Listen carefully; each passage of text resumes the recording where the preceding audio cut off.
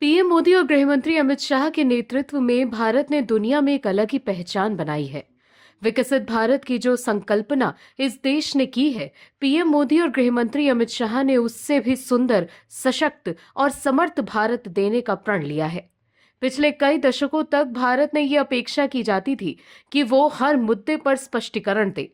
कभी कश्मीर पर, कभी नागरिकता कानून पर, तो कभी अपने धर्म, संस्कृति और राष्ट्रबोध पर। लेकिन 2026 में भारत उस दौर से आगे निकल चुका है। आज का भारत सफाई नहीं देता, आज का भारत दिशा देता है, विमर्श निर्धारित करता है। आज का भारत अमेरिका के सामने हाथ नहीं फैलाता है। आज का भारत देश हित से जुड़े फैसले डंके की चोट पर लेता है। अमेरिका भारत के सामने अपने फैसलों को नहीं थोप पाता है, जबकि 2014 से पहले अमेरिका के विदेश मंत्री भारत आकर 26/11 हमले के बाद कार्रवाई न करने का दबाव बनाते थे। इसका खुलासा कांग्रेस के नेता पी चिदम्बरम कर चुके हैं। लेकिन अब भारत किसी की नहीं सुनता। वहीं 1 जनवरी 2026 से भारत ब्रिक्स की अध्यक्षता संभाल रहा है। ये महज एक कूटनीतिक औपचारिकता नहीं है, बल्कि वैश्विक विमर्श की धुरी संभालने का क्षण है।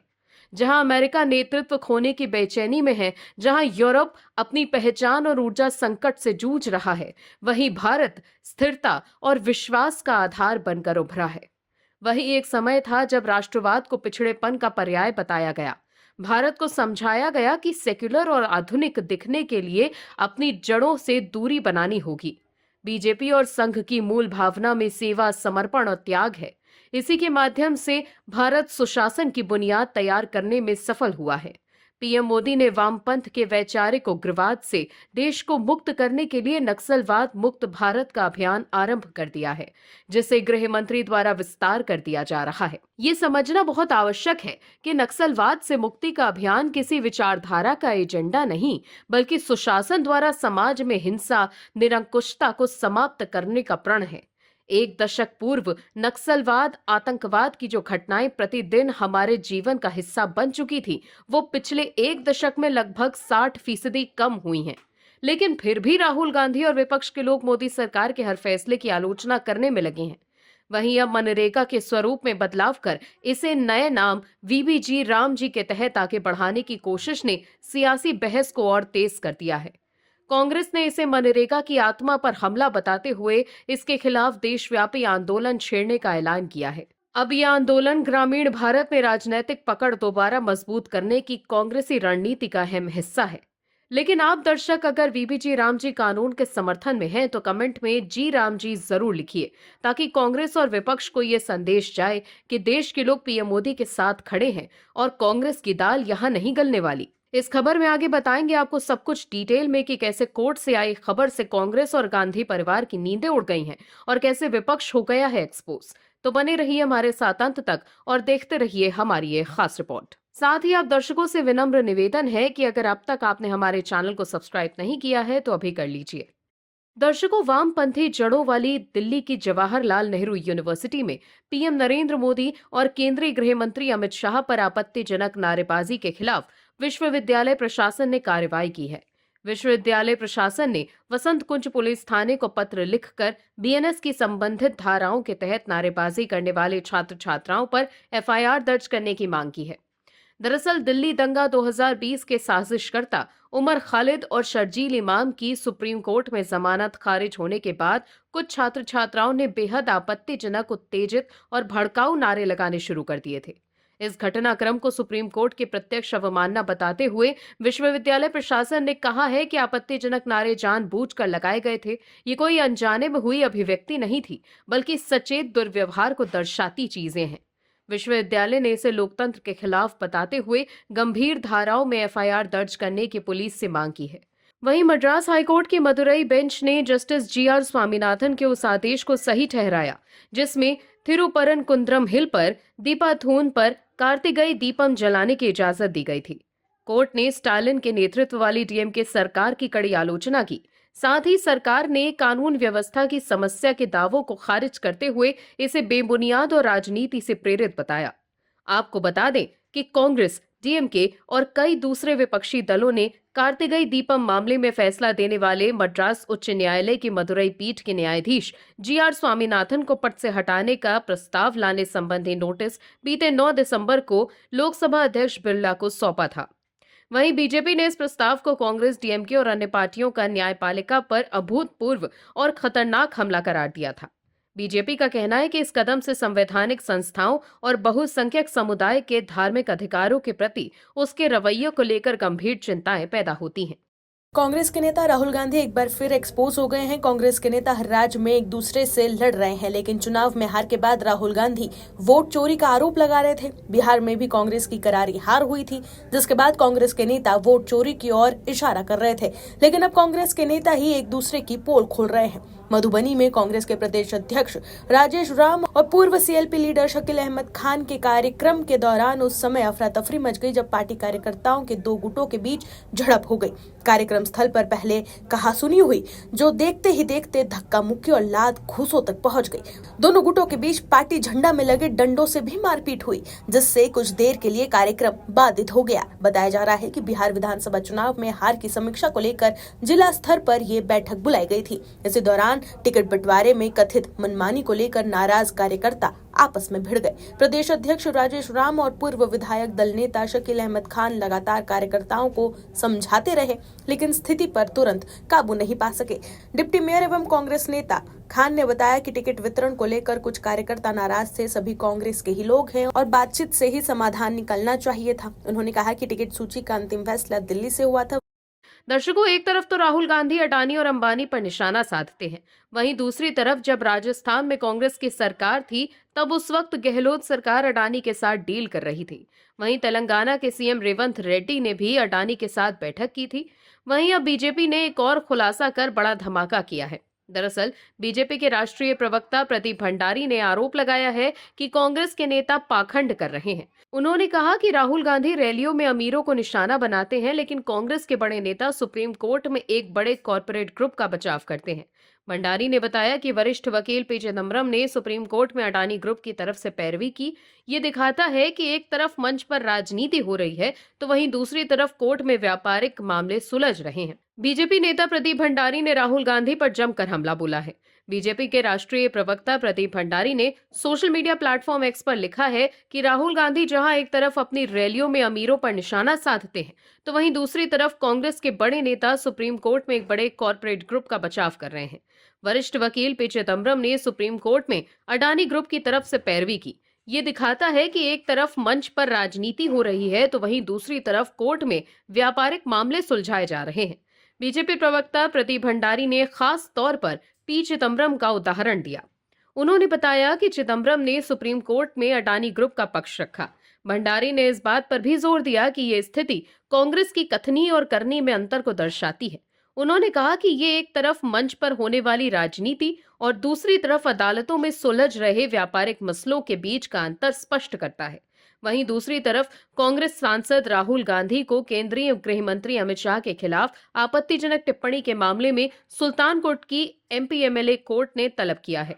करीब 40 मिनट चली सुनवाई के बाद कोर्ट ने राहुल गांधी को 19 जनवरी को व्यक्तिगत रूप से पेश होने का निर्देश दिया है। राहुल के वकील काशी शुक्ला ने गवाह रामचंद्र दुबे से जिरह पूरी की, जबकि शिकायतकर्ता बीजेपी नेता विजय मिश्रा के वकील संतोष पांडे ने कहा कि अब उनकी ओर से कोई और गवाह पेश नहीं किया जाएगा। जस्टिस शुभम वर्मा ने सीआरपीसी की धारा 313 के तहत राहुल को तलब किया ताकि वो उनके खिलाफ पेश सबूतों पर सफाई दे सकें और बिना सुने दोषी न ठहराए जाएं। आपको बता दें कि ये मामला 7 साल पुराना है। अगस्त 2018 में कर्नाटक चुनाव प्रचार के दौरान राहुल गांधी ने बीजेपी के तत्कालीन राष्ट्रीय अध्यक्ष और वर्तमान गृह मंत्री अमित शाह के खिलाफ आपत्तिजनक टिप्पणी की थी। इस मामले में पिछले 5 सालों से अदालती कार्रवाई चल रही है। राहुल गांधी ने पेश न होने पर दिसंबर 2023 में अदालत के उनके खिलाफ वारंट जारी किया था। इसके बाद 20 फरवरी 2024 को राहुल गांधी ने अदालत में आत्मसमर्पण किया, जहां विशेष न्यायाधीश ने उन्हें 25-25 हजार रुपए के 2 मुचलकों पर जमानत दी थी। इसके बाद 26 जुलाई 2024 को राहुल गांधी ने अदालत में अपना बयान दर्ज कराते हुए खुद को निर्दोष बताया और इसे राजनीतिक साजिश करार दिया था। तो देखा आपने कैसे राहुल गांधी अब चौतरफा घिर चुके हैं। मोदी सरकार पर निशाना साधने के लिए राहुल गांधी नए नए तरीके और पैतरे अपना रहे हैं, लेकिन हर बार उनका दांव उल्टा पड़ जाता है। चुनाव में लगातार मिल रही हार की वजह से राहुल गांधी की लीडरशिप को लेकर सवाल उठ रहे हैं। कांग्रेस के ही नेता और कार्यकर्ता प्रियंका गांधी वाड्रा को प्रधानमंत्री उम्मीदवार बनाने की मांग करने लगे हैं। दर्शकों, कांग्रेस की पार्टी हमेशा ही नेहरू गांधी परिवार की विरासत को आगे बढ़ाने में यकीन करती रही है। यही कारण है कि अध्यक्ष मल्लिकार्जुन खड़गे के होने के बावजूद पार्टी में चलती गांधी परिवार की है। पर अब राहुल गांधी और प्रियंका गांधी के रूप में दो शख्सियतें आमने सामने हैं। गांधी परिवार की विरासत पर टिकी ये पार्टी चुनावी सफलता के लिए लगातार तरस रही है। ऐसे में नेतृत्व पर सवाल उठना लाजमी है।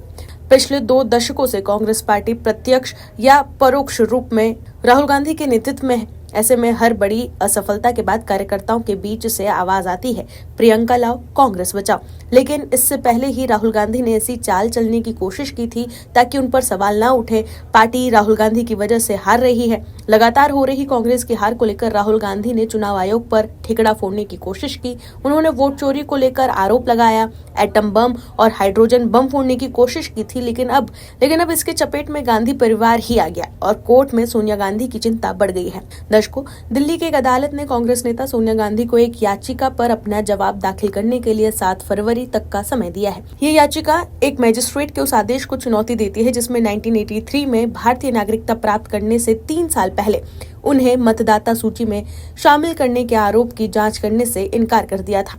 ये मामला 9 दिसंबर को न्यायाधीश गोगाने द्वारा सोनिया गांधी और दिल्ली पुलिस को नोटिस जारी करने के बाद सामने आया था, जिसमें उनसे जवाब मांगा गया था। मंगलवार को जब मामले की सुनवाई हुई तो सोनिया गांधी के वकील ने जवाब दाखिल करने के लिए अधिक समय मांगा, जिसके बाद अदालत ने अगली सुनवाई की तारीख 7 फरवरी की तय की। तो देखा आपने कैसे सोनिया गांधी के वकील कोर्ट में जवाब दाखिल नहीं कर पा रहे हैं और कोर्ट से समय मांग रहे हैं। दर्शकों, ये याचिका वकील विकास त्रिपाठी द्वारा दायर की गई थी, जो Rouse Avenue court bar association के उपाध्यक्ष है।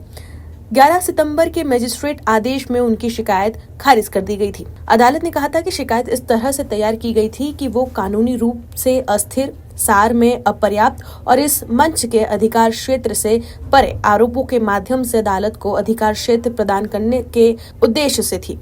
त्रिपाठी के वकील वरिष्ठ अधिवक्ता पवन नरंग ने मजिस्ट्रेट अदालत में आरोप लगाया था कि जनवरी 1980 में सोनिया गांधी का नाम नई दिल्ली निर्वाचन क्षेत्र के मतदाता के रूप में जोड़ा गया था, जब वो भारतीय नागरिक नहीं थी। उन्होंने कुछ जालसाजी और एक सार्वजनिक प्राधिकारी को धोखा देने का दावा किया था। हालांकि मजिस्ट्रेट ने जांच की मांग वाली याचिका को खारिज करते हुए कहा कि शिकायतकर्ता ने अदालत को ऐसे अधिकार क्षेत्र को मानने के लिए राजी करके आपराधिक कानून को गति देने की मांग की थी, जो कानूनी रूप से उसके पास नहीं था। उन्होंने अवलोकन किया कि धोखाधड़ी या जालसाजी के वैधानिक तत्वों को आकर्षित करने के लिए आवश्यक विवरणों के बिना केवल निराधार दावे कानूनी रूप से टिकाऊ आरोप का विकल्प नहीं हो सकते। मैजिस्ट्रेट ने कहा कि ये याचिका केवल मतदाता सूची के एक अंश पर निर्भर करती है, जो 1980 की एक अप्रमाणित मतदाता सूची के कथित अंश की फोटोकॉपी थी। शिकायत की निंदा करते हुए मैजिस्ट्रेट ने कहा कि इस तरीके का तरीका सार रूप में केवल अधिकार क्षेत्र बनाने के लिए जहां कोई मौजूद नहीं है, आपराधिक के चोले में एक नागरिक या सामान्य विवाद को पेश करके कानून की प्रक्रिया का दुरुपयोग है। दर्शकों, बीजेपी ने भी कांग्रेस की पूर्व अध्यक्ष सोनिया गांधी पर 45 साल पुराना गंभीर आरोप लगाया था। बीजेपी का दावा है कि सोनिया गांधी का नाम 1980 में वोटर लिस्ट में शामिल किया गया था, जबकि वो भारत की नागरिक भी नहीं थी। ये सनसनीखेज आरोप उस वक्त सामने आया था जब कांग्रेस के नेता राहुल गांधी ने प्रेस कॉन्फ्रेंस कर बीजेपी और चुनाव आयोग पर मिली भगत कर धोखाधड़ी का आरोप लगाया था। मतलब राहुल गांधी वोट चोरी का आरोप तो चुनाव आयोग और बीजेपी पर लगाने चले थे, लेकिन उनके इस आरोप की वजह से सोनिया गांधी पर भी वोट चोरी के आरोप लगे और कुछ लोगों ने कोर्ट का भी दरवाजा खटखटा दिया। जबकि वोट चोरी के अपने आरोप पर राहुल गांधी ना तो कोर्ट जा रहे हैं और ना ही हलफनामा दे रहे हैं। दर्शकों, हाथरस के ACJM MP MLA court Deepaknath Saraswati के न्यायालय में लोकसभा में नेता प्रतिपक्ष राहुल गांधी के खिलाफ दाखिल मानहानि के परिवाद पर 5 जनवरी को सुनवाई हुई। न्यायालय ने इस मामले में राहुल गांधी को नोटिस जारी करने के आदेश दिए हैं। अगली सुनवाई 7 फरवरी की तय की गई है। थाना चंदप्पा क्षेत्र के एक गांव निवासी रामकुमार उर्फ रामू, लवकुश और रवि ने न्यायालय में परिवाद दायर किया है। इसमें कहा गया कि न्यायालय के निर्णय के बावजूद वोट की राजनीति के लिए जातिगत विद्वेष की खातिर राहुल गांधी ने 12 दिसंबर 2024 को आकर उनके गांव का दौरा किया था। आरोप है कि राहुल गांधी ने मृत मुद्दे को पुनर्जीवित करने, जानबूझकर परिवादी को समाज में अपमानित करने और उनका चारित्रिक हनन करने के उद्देश्य से अवैधानिक लाभ के लिए सोशल मीडिया पर पोस्ट किया।